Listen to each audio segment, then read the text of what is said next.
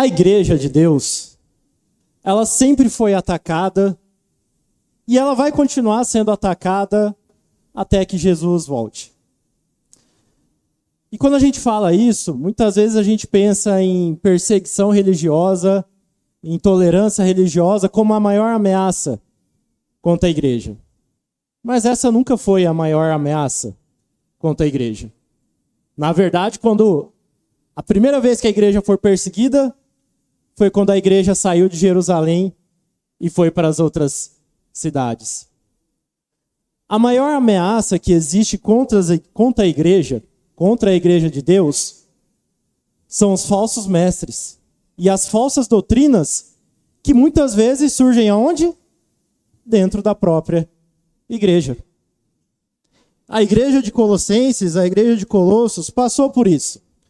Quando a gente olha de novo para o versículo 4, eu lhes digo isso para que ninguém os engane com argumentos que só parecem convincentes. Versículo 8, tenham cuidado para que ninguém os escravize a filosofias vãs e enganosas, que se fundamentam nas tradições humanas e nos princípios elementares deste mundo, e não em Cristo. Desde o início da igreja, os falsos mestres, as falsas doutrinas, que usam a fé das pessoas para manipular as pessoas, sempre estiveram atacando a igreja, sempre estiveram atacando as pessoas que sinceramente querem apenas servir a Deus. Quando a gente olha para a Bíblia, quando a gente olha para as cartas, para o livro de Atos, a gente vai lembrar. No início da igreja, a gente teve os cristãos judaizantes. Pessoas que tinham se convertido, mas que queriam obrigar que os irmãos ainda se circuncidassem, que fizessem os sacrifícios, queriam trazer a lei judaica como algo obrigatório para a salvação. A gente tinha o gnosticismo, que dizia que Jesus Cristo não veio como carne, que ele não tinha vivido como homem, era apenas Deus, era apenas o Espírito. E também dizia que o Espírito era bom e a carne era má. Tentava fazer essa separação. A gente pode lembrar dos legalistas, que criavam regras e tradições humanas e exigiam que isso fosse obedecido para que a pessoa alcançasse a salvação. Como se o Evangelho, como se Jesus Cristo não fosse o único caminho para a salvação. Entre tantos outros falsas doutrinas, falsos ensinos que surgiram de dentro da igreja, que surgiram na igreja, que atacaram a igreja. E por ter essa aparência de espiritualidade, por ter essa aparência de ser a vontade de Deus, muitas vezes, essa é a maior ameaça contra a igreja. Porque é isso que afasta as pessoas, porque muitas vezes as pessoas acham que estão obedecendo a Deus, mas quando no final elas deixaram de obedecer a Deus. Semana passada, quando o Augusto pregou para a gente, ele falou muito sobre como que a gente se mantém firme quando as provações e as tribulações alcançam a nossa vida. Quando os problemas, os momentos difíceis chegam a cada um de nós. E é engraçado, né? A gente gosta de falar das boas promessas que Jesus fez para nós. Da promessa do perdão, da promessa da vida eterna. Mas Jesus também prometeu o quê? Tribulações. Que nós passaríamos por tribulações e que Ele estaria ao nosso lado. E que Ele venceu as tribulações e Ele pode nos ajudar a vencer as tribulações. Mas, junto com as tribulações, muitas vezes vem o quê? As falsas doutrinas, os falsos ensinamentos. E é naquele momento onde a gente já está fragilizado que é mais fácil de ser enganado pelos falsos ensinos. Então a gente precisa ter uma base sólida, uma casa construída num terreno de rocha para aguentar as tribulações, e a gente precisa ter as raízes profundas para sobreviver às falsas doutrinas, aos falsos ensinamentos que vão chegar até nós. Quando a gente olha para os versículos 6 e 7 da passagem que o Odario leu para a gente, Paulo está mostrando como que deve ser a vida do cristão e, por consequência, como que nós resistimos às falsas doutrinas. Olha comigo o versículo 6, novamente. Portanto, assim como vocês receberam Cristo Jesus, o Senhor, continuem a viver nele. Então, enraizados e edificados nele, firmados na fé, como foram ensinados, transbordando em gratidão. Como que a vida cristã começa? Qual que é o início de tudo na nossa fé, na nossa vida, servindo a Deus? O primeiro passo que a gente tomou, que cada um de nós tomamos, foi de receber a Jesus Cristo. Foi de aceitar a Jesus Cristo. Colossenses, a igreja de Colossenses, aceitou a Jesus Cristo quando? Quando Epáfras foi e pregou o evangelho àquelas pessoas. E ao aceitar o evangelho, eles aceitaram a Jesus Cristo. Então, o que é receber a Cristo? O que é aceitar a Cristo? É só eu dizer eu aceito a Cristo? Não. Aceitar a Cristo é você receber a mensagem do evangelho e ter fé nela. E o mesmo evangelho que foi pregado lá por Epáfras, quase 2000 anos atrás, é o mesmo evangelho que nós precisamos pregar hoje. Que Deus se fez carne e viveu entre nós como homem, exposto às mesmas tentações, às mesmas provações, às mesmas tribulações que cada um de nós. Mas esse Deus que se fez carne, Jesus Cristo, ele viveu uma vida de obediência a Deus. Uma vida sem pecados, uma vida agradando a Deus. Esse mesmo Jesus Cristo foi crucificado e morreu para perdoar os nossos pecados. No terceiro dia, Jesus Cristo ressuscita, ganha uma nova vida, aparece a centenas de pessoas e sobe aos céus, onde hoje Ele está esperando cada um de nós para viver eternamente. Essa é a mensagem do Evangelho. E essa é a mensagem que nós aceitamos um dia.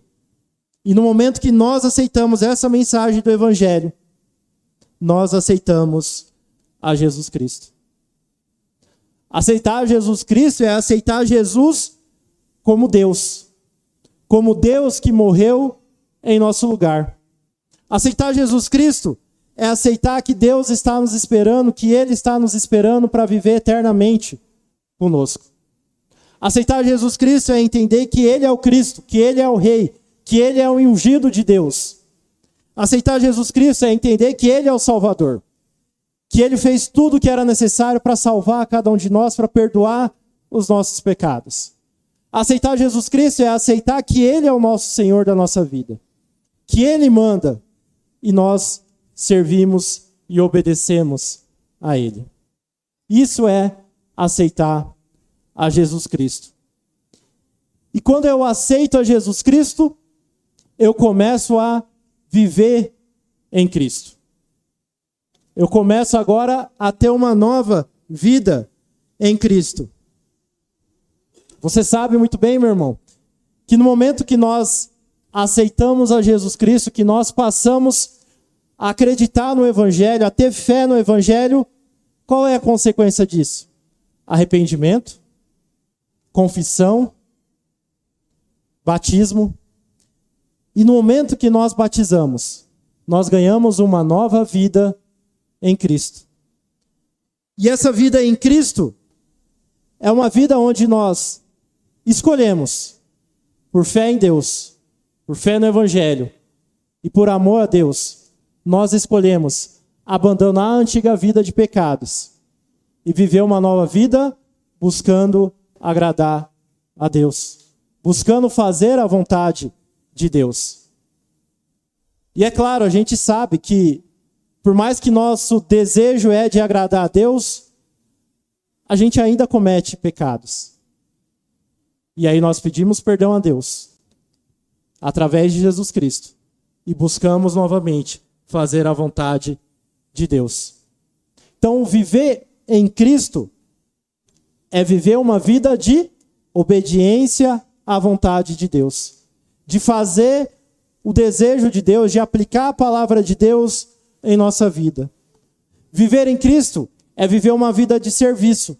Nós nos tornamos servos de Deus e nós nos tornamos servos dos nossos irmãos que estão à nossa volta. Viver uma vida em Cristo é viver uma vida de amor a Deus e de amor ao próximo. Viver uma vida em Cristo é viver uma vida em comunhão. Estar juntos dos nossos irmãos faz parte da vontade de Deus. Viver uma vida em Cristo é viver uma vida de prática de boas obras, de ajudar o próximo, de cuidar ao próximo, de servir ao próximo.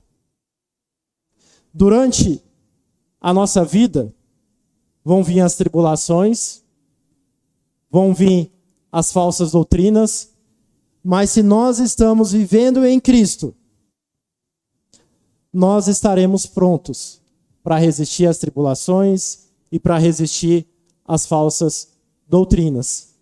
Por quê? Porque se nós vivemos em Cristo, nós criamos raízes em Cristo. E é isso que nos mantém raiz. É isso que nos mantém firmes em Cristo. Hoje mais cedo, nosso irmão Francisco trouxe o exemplo da jaca. Uma árvore jaqueira, né? E a gente sabe que é uma árvore que chega ali a 6, 7, 8 metros de altura. Aqui no nosso quintal, nós temos coqueiros. E quando vem as tempestades, como vieram essa semana, o que mantém aquela árvore fixa? São as raízes profundas. Então, as raízes profundas é aquilo que nos mantém firme, é aquilo que nos mantém fixo, que nos mantém em Cristo. Porque é através das raízes que chegam os nutrientes, que chegam a água, que nos fazem crescer em Cristo. Então, criar raízes, estar enraizado em Cristo, é estar fixo, é estar firme, estar com a base sólida em Jesus Cristo. E como que a gente cria essas raízes? Como que a gente se fixa em Jesus Cristo? Mateus capítulo 13, versículo 20. Convido você a abrir a sua Bíblia lá. Mateus capítulo 13, versículo 20.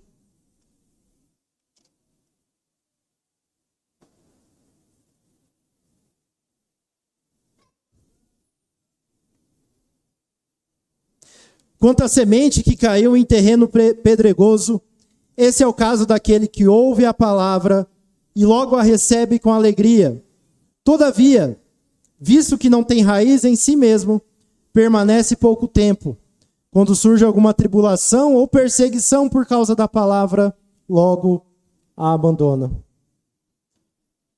Jesus, quando conta a parábola do semeador, você vai lembrar que ele tem as sementes que caem pelo caminho, as sementes que caem no meio dos espinhos, as sementes que caem num terreno fértil, e tem as sementes que caíram no terreno pedregoso. E a planta, quando ela nasce num terreno pedregoso, ela não consegue se desenvolver. Ela não consegue criar as raízes. E Jesus está nos ensinando que a ausência de raízes nos leva a abandonar a fé.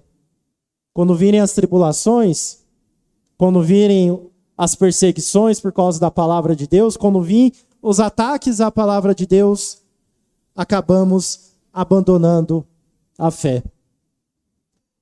E é interessante, o que era a semente? O Evangelho, a palavra de Deus, que era pregada pelo caminho. E de onde nascem as raízes? De onde vêm as raízes que nos fixam na fé? Do mesmo Evangelho, da mesma palavra de Deus que é pregada a cada um de nós. As raízes nascem da semente. As raízes nascem da palavra de Deus. Hoje, quando na aula dominical foi feita essa pergunta para o Edu: como que a gente cria raízes? E o Edu vinha trazendo muito o ponto da oração. E a segunda coisa que o Edu falou de criar raízes é o quê? Palavra de Deus. Então, se nós queremos criar raízes, ter a nossa fé fixada em Cristo, nós precisamos o quê? Conhecer mais e mais a palavra de Deus. Porque é dela que vem as nossas raízes. Porque é nela que nós fixamos as nossas fé. E aí eu quero trazer para vocês, não 3 novidades. Eu quero relembrar coisas que você já sabe sobre aprender a palavra de Deus. Se você quer conhecer a Deus, se você quer conhecer Jesus Cristo, se você quer fortalecer a sua fé, se você quer criar raízes na sua fé, o primeiro passo é você ler diariamente a palavra de Deus. Não é nenhuma novidade. Todo mundo sabe disso. Mas nós estamos fazendo isso. Nós estamos lendo diariamente a palavra de Deus. Qual é a forma de você conhecer a vontade de Deus para você? Qual é a forma de Deus falar com você? Qual é a forma de você saber o que Deus quer para a sua vida? É através da Bíblia. É através da palavra de Deus. Então, se você quer conhecer a Deus, se você quer que Deus fale com você, você precisa estar ouvindo as palavras de Deus. Você precisa estar lendo a palavra de Deus. A melhor solução e o melhor meio de nós fortalecermos a nossa fé é lendo diariamente a palavra de Deus. Uma segunda conselho que eu quero dar para você nessa manhã é: participe das atividades da igreja. E principalmente neste momento, já que eu estou falando de conhecer a Deus, de conhecer a palavra de Deus, participe dos momentos de estudo da igreja. Da EBD, da aula dominical, do nome que você preferir dar para este momento. Mas é na aula, é no estudo, é na EBD que de fato nós como igreja estamos estudando a palavra de Deus. É durante uma aula, é durante um estudo que nós vamos ver todas as passagens, todo o contexto de algum assunto. Quando eu, Augusto, Breno, nós viemos à frente e pregamos, o nosso objetivo é justamente incentivar você, exortar você, talvez até repreender. Mas o momento de você ensinar, o momento de você aprender como igreja, são nas aulas. São nos momentos onde nós estamos estudando de forma profunda um assunto. Então, se nós não participamos das aulas, se nós não participamos do estudo, nós não estamos nos alimentando. Nós não estamos adquirindo os nutrientes que nos fazem crescer como cristão, que fazem a nossa fé aumentar. Nós precisamos aprender mais sobre Deus. Nós precisamos aprender mais sobre a vontade de Deus. Então eu preciso, individualmente, como eu sempre falo, vida cristã começa no indivíduo, começa em você, começa em mim. Nós individualmente precisamos ler a palavra de Deus. Nós coletivamente como igreja precisamos estudar juntos a palavra de Deus. E uma terceira forma é estudar a palavra de Deus com uma outra pessoa. Mateus 28, quando Jesus deixa a grande comissão, O que Jesus diz? Ide pelo mundo, pregai, batizando-os e os ensinando a obedecer aos meus mandamentos. Estudar a palavra de Deus com alguém é isso. É o momento onde nós estamos aprendendo quais são os mandamentos de Deus para nós. Então, estudar a palavra de Deus com alguém não é só evangelizar alguém, mas é aprender a vontade de Deus. E aqui, você pode estar pensando, Murilo, eu não tenho conhecimento suficiente para ensinar alguém. Eu não tenho oratória suficiente para ensinar alguém. Então, talvez, o estudo bíblico individual que você precisa fazer neste momento é estudar com alguém mais experiente. É treinar com alguém. Quem me conhece ao longo dos meus 33 anos dentro dessa igreja, você vai lembrar que eu, enquanto criança, eu era extremamente tímido, extremamente quieto. E eu lá com meus 10 anos jamais imaginaria que um dia eu estaria aqui na frente, falando para 100, para 200 pessoas. E aí o nosso irmão Valmir começou o quê? Estudar individualmente comigo. Ele me deu aula, eu batizei, e ele falou o quê? Agora você me dá aula. E a cada aula que eu dava para o Valmir, ele vinha. Você precisa melhorar nisso, você falou isso aqui, pode falar de outra forma. Esse é o discipulado. Esse é aprender a obedecer aos mandamentos. Quando o irmão mais experiente está ensinando o irmão novo a como servir a Deus. Então, nós podemos estar dos dois lados, estudando a Bíblia com alguém. Do lado do professor, do lado do aluno. Como muitas vezes, ao longo desses anos, cada um de nós tem feito. Quando eu falo de criar raízes, eu estou falando de fortalecer a sua fé, a nossa fé, através do conhecimento da palavra de Deus. Criar raízes é conhecer a vontade de Deus para cada um de nós. Mas não para por aí. Criar raízes é conhecer o amor de Deus por cada um de nós. Criar raízes é conhecer o sacrifício de Deus por cada um de nós.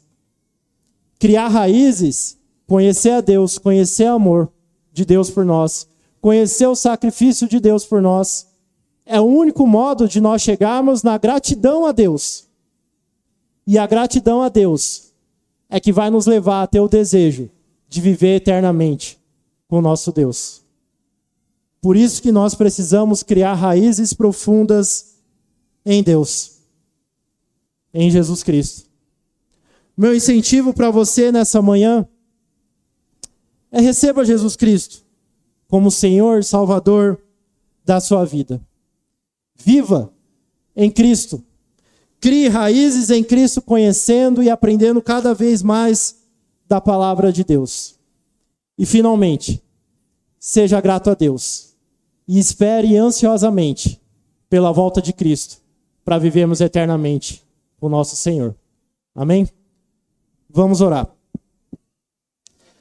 Senhor nosso Deus, Pai amado, obrigado, Senhor, por mais esse dia de vida, Pai.